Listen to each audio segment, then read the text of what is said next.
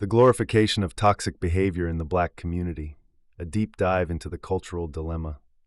In recent decades, there has been growing discourse surrounding the issue of toxic behavior and how it is both manifested and at times glorified within the Black community. From music and media to interpersonal relationships and community dynamics, there exists a troubling pattern where harmful traits are normalized, sometimes even celebrated.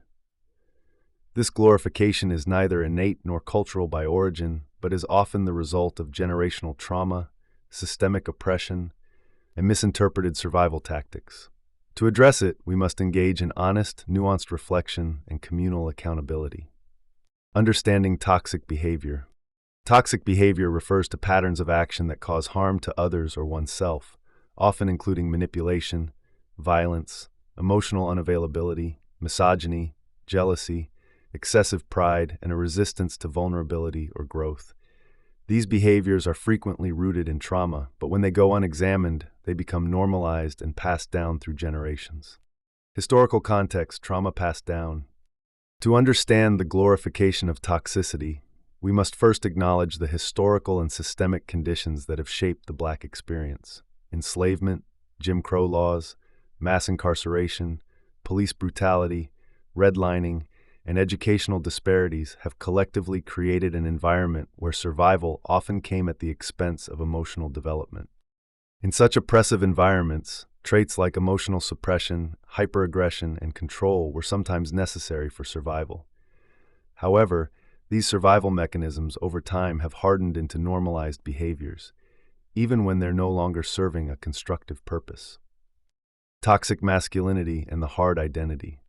One of the most visible examples of glorified toxicity in the Black community is the widespread acceptance of toxic masculinity. The idea that Black men must be unfeeling, dominant, aggressive, and sexually prolific to be respected is deeply ingrained in media and community expectations. Vulnerability is often equated with weakness, and emotional intelligence is undervalued. From rap lyrics that glorify violence and promiscuity to social circles that ridicule men who express emotion, the pressure to adhere to this rigid form of masculinity has devastating consequences.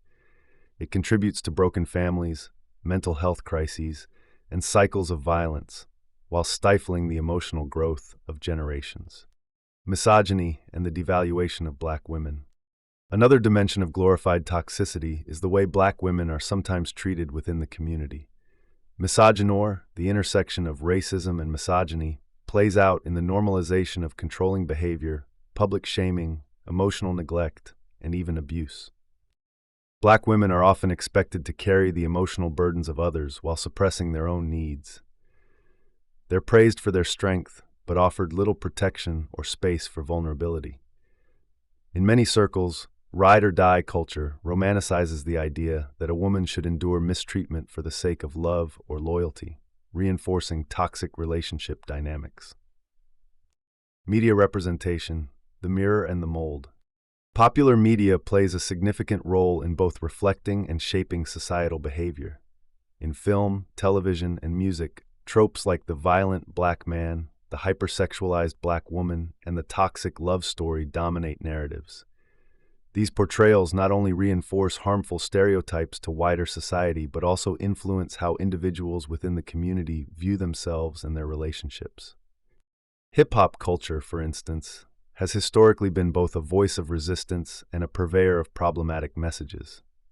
While it is crucial to recognize the artistry and socio-political relevance of hip-hop, we must also critically assess the glorification of materialism, disrespect toward women, and celebration of criminal behavior that pervade much of the genre.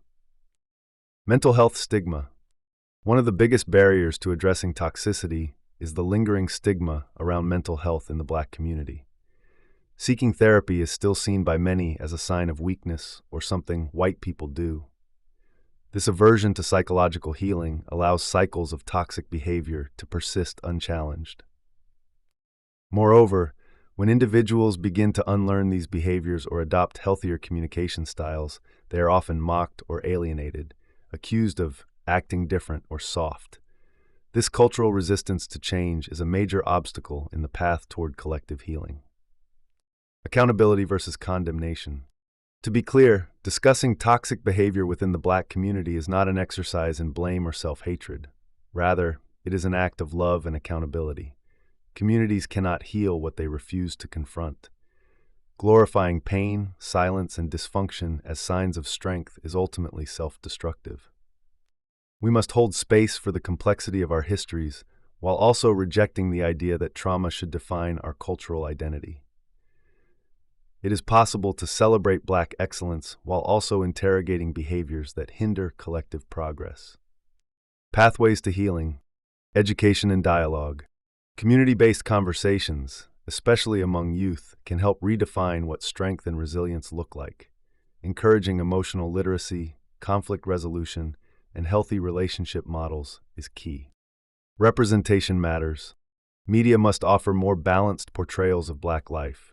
Stories that celebrate love, emotional growth, family healing, and mutual respect can counteract toxic narratives.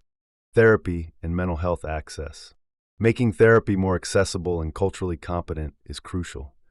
Destigmatizing mental health struggles through public figures, grassroots campaigns, and peer support can shift perceptions. Intergenerational healing. Elders, parents, and younger generations must be willing to listen to one another. Breaking the cycle of "this is how I was raised" and fostering empathy can begin to dismantle ingrained toxic norms. Empowering Black women and girls. Supporting Black women and holding men accountable for how they treat them is essential. The community cannot thrive if half of it is constantly being devalued. Conclusion.